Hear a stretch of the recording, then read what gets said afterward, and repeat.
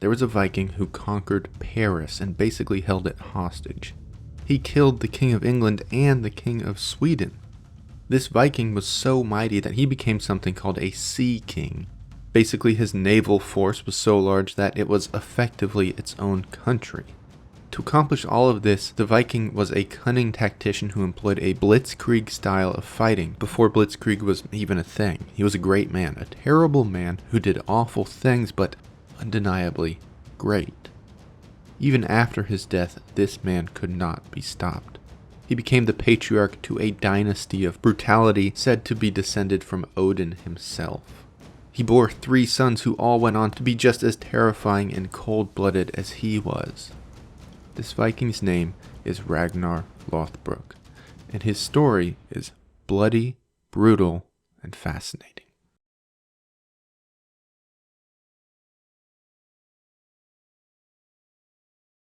King Charlemagne ruled Francia, modern-day France, in the 8th century.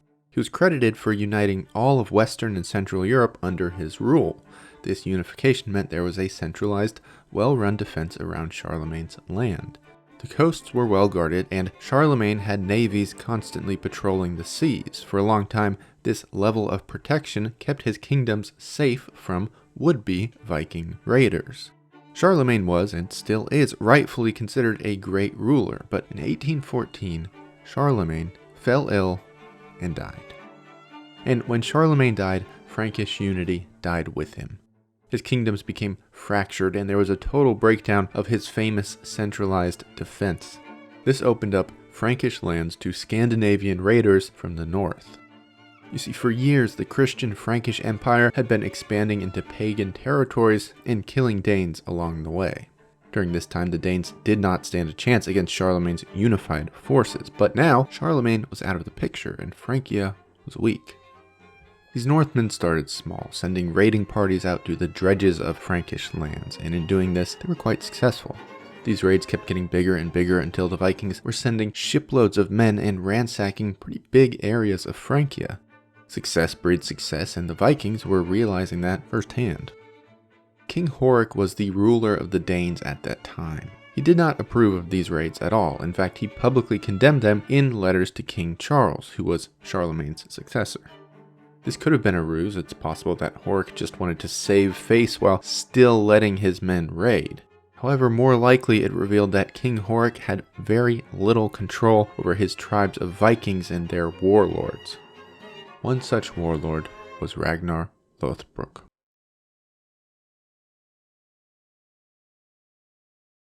We don't know anything about Ragnar's childhood, but his last name, Lothbrok, translates pretty directly to English as shaggy breeches or shaggy trousers.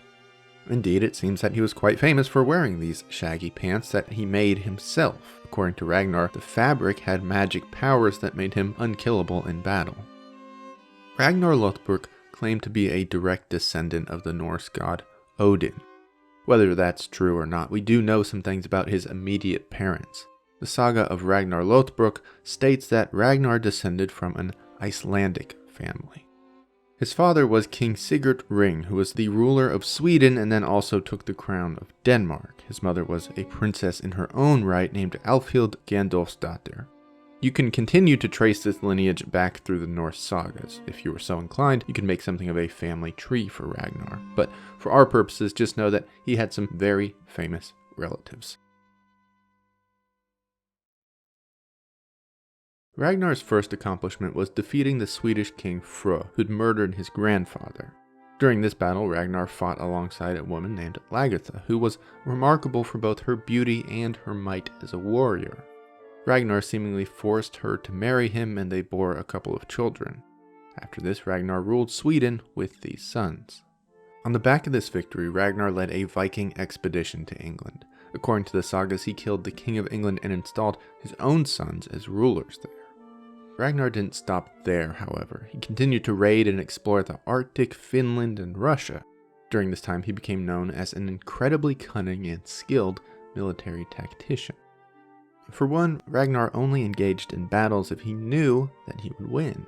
This might seem like an obvious strategy to us, but Vikings didn't really fear death in battle, so Ragnar's ideas did fly in the face of their culture at the time. Ragnar also looked to amass huge amounts of men and fight in a blitzkrieg style. Blitzkrieg means lightning war. It is a military strategy that involves fast, intense attacks to crush an opponent as quickly as possible. The term blitzkrieg wasn't actually coined until World War II. Ragnar and his Vikings were just way ahead of their time. So Ragnar would bring more men than his enemy and strike quickly and violently. His whole plan was to win before the enemy had a chance to assemble a fighting force. Speed and numbers were the main tenets of his strategy. To this end, Ragnar was a huge proponent of spending lots of money on soldiers. In his own words, gold and riches could not fight an enemy on a battlefield. So he would just take all the money he made raiding and hire people to fight in his army. It seems that Ragnar would take pretty much anyone. There are records of him having slaves in his forces, which was totally unheard of. Ragnar did this to prove that the, quote, lowest of the Danes were mightier than other civilizations' bravest soldiers. And there was perhaps no better example of Ragnar's prowess than his most famous battle, the Siege of Paris. Ragnar was in good favor with Charlemagne's successor, King Charles, and even owned some land in the Frankish Empire. But it seems like Ragnar had a falling out with the king, lost his Frankish land, and set out to raid Paris as vengeance. Now, the average Viking raiding party was anywhere from 50 to 100 people on a handful of ships. But remember, Ragnar was obsessed with the idea of power in numbers.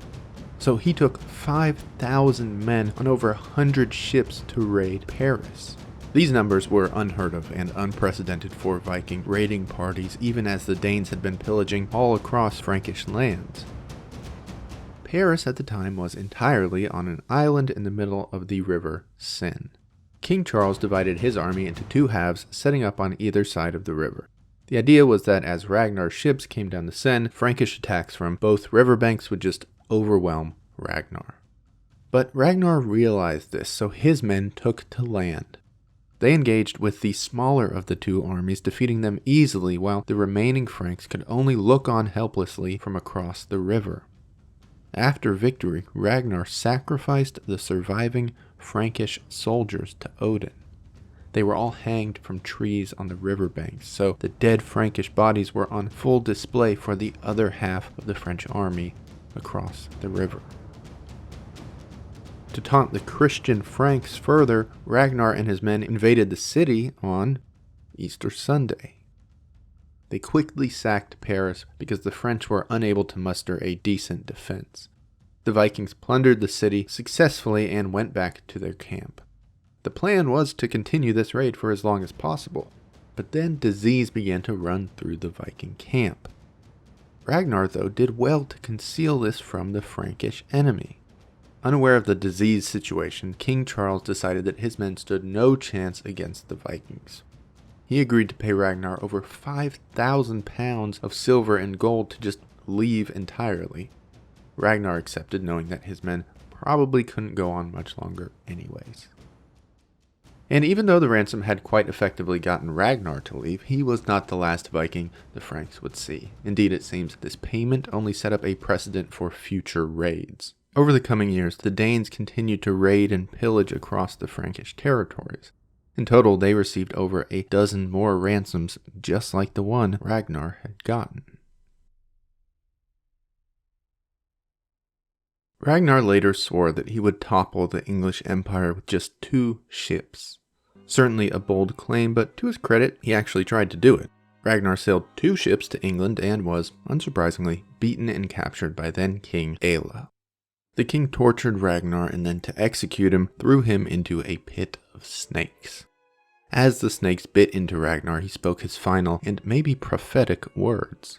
How the piglets would squeal if they saw the old boar now.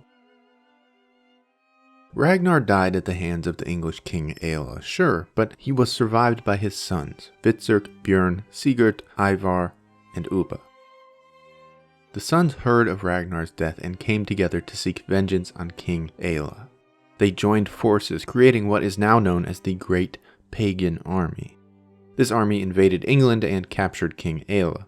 The brothers tortured and executed King Aelle by means of a blood eagle. In a blood eagle, the victim's ribs were ripped out through their back. Then their lungs were pulled through these wounds and spread out to create the image of wings. Bjorn Ironside was probably Ragnar's most famous son. He was said to be a mighty and unkillable warrior. After avenging his father, Bjorn heard tales of distant lands to the south, and indeed he led a raiding party into the Mediterranean. During this time, Bjorn raided the Spanish peninsula, the south of France, and even into modern-day Italy. So Ragnar was a legendary warlord, to say the least. It's no surprise that we still talk about him and his sons to this day. But there is one huge problem with this story of Ragnar Lothbrok. It might not be true. The vast majority of Ragnar's life is told in Scandinavian sagas. These sagas are a mix of fictional legends and historical records. It's really difficult to say what's true and what isn't. Ragnar is mentioned in several totally different sagas from totally different parts of the world, so he probably was a real person at some point. However, at the end of the day, almost everything about Ragnar's life, including his existence, is debated on some level by modern historians. Today, most people probably know of Ragnar through the Vikings TV show. I think this is interesting because it helps contextualize the sagas in which Ragnar Lothbrok actually appears. The TV show is essentially a modern saga. There are bits of it that are true and others that are entirely made up, and of course parts that are somewhere in between.